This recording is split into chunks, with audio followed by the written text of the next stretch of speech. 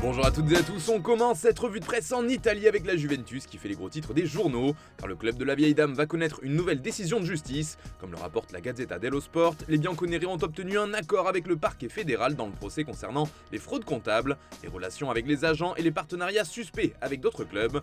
Un accord qui pourra avoir deux conséquences pour les Turinois. Dans un premier temps, la Juve aurait une amende à payer qui serait assortie d'un nouveau retrait de points. L'autre possibilité, c'est que la vieille dame écope d'une amende maximale, mais sans perte de points. C'est également ce que rapporte le Corriere dello Sport ainsi que Tuttosport. Il faudra tout de même que cette décision soit définitivement validée par le tribunal fédéral, qui devait se tenir le 15 juin initialement, mais qui sera finalement avancé à ce mardi. Affaire à suivre donc. On prend la direction de l'Angleterre maintenant avec du mercato et un des gros dossiers de l'été, Harry Kane. Le buteur des Spurs fait la une des pages sport du Daily Mirror, en compagnie de son président Daniel Levy.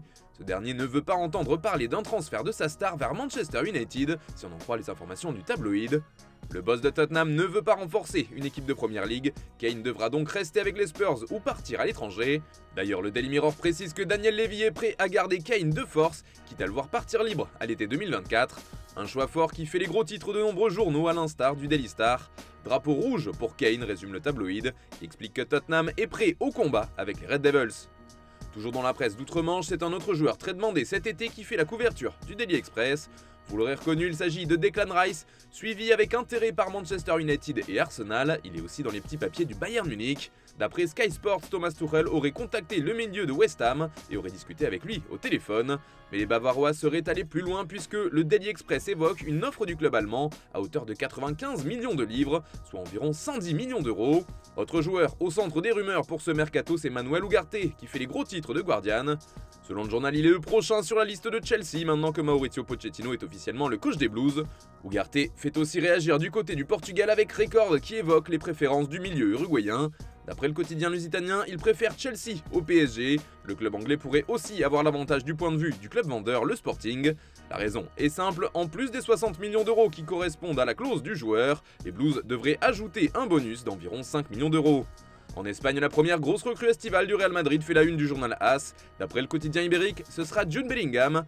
Les merengues sont en train de boucler les derniers détails du transfert avec le Borussia Dortmund. Pour l'instant, les points qui bloquent encore sont notamment les bonus de l'opération et les objectifs à valider pour les obtenir. La presse espagnole parlait hier d'une signature d'ici quelques jours et aujourd'hui, AS évoque une présentation au peuple madrilène durant la première quinzaine de juin. Dans les colonnes du journal, le destin d'un joueur du PSG fait couler beaucoup d'encre, c'est Carlos Soler. Le milieu de terrain parisien intéresse toujours l'Atlético de Madrid. La direction des Colchoneros et Diego Simeone l'apprécient beaucoup et pourrait proposer un prêt avec option d'achat au Paris Saint-Germain. Toujours en Espagne, Xavi fait les gros titres de sport ce mardi. L'entraîneur du Barça a donné une longue interview au journal catalan et a notamment évoqué le possible retour de Lionel Messi. Ça a du sens que Messi revienne, a affirmé Xavi, plein d'espoir. Le coach des Blaugrana a également évoqué le remplacement de Sergio Busquets qui sera un des points importants à gérer cet été. Mais revenons à la Pulga car la star du PSG fait aussi la une de Mundo Deportivo aujourd'hui. Plus loin, placarde le quotidien sur sa une, car Léo Messi veut décider dès maintenant de comment va se dessiner son avenir, sauf que pour le moment ce n'est pas possible pour le Barça, explique Mundo Deportivo. Sans l'aval de la Liga, les Catalans ne pourront pas faire d'offres concrètes, ce qui ralentit le processus. Donc ça ne sent pas bon pour le FC Barcelone, d'autant que d'après nos informations, l'Arabie Saoudite lui a proposé le plus gros contrat de l'histoire via le club d'Al Hilal. On parle ici d'un contrat d'1,2 milliard d'euros sur 2 ans, soit 600 millions d'euros par an, plus du double que ce que touche actuellement CR7. Messi voudrait encore laisser une chance au FC Barcelone, même s'il semble se diriger de plus en plus vers le pays du Golfe. D'autant que selon nos informations, le père de Messi a déjà accepté l'offre de contrat émanant d'Al Hilal. On termine ce tour de la presse en France avec l'équipe qui fait un point complet sur le RC Lens et sa belle saison. La qualif en Ligue des Champions en poche, les 100 et or vont changer de dimension la saison prochaine, explique le quotidien.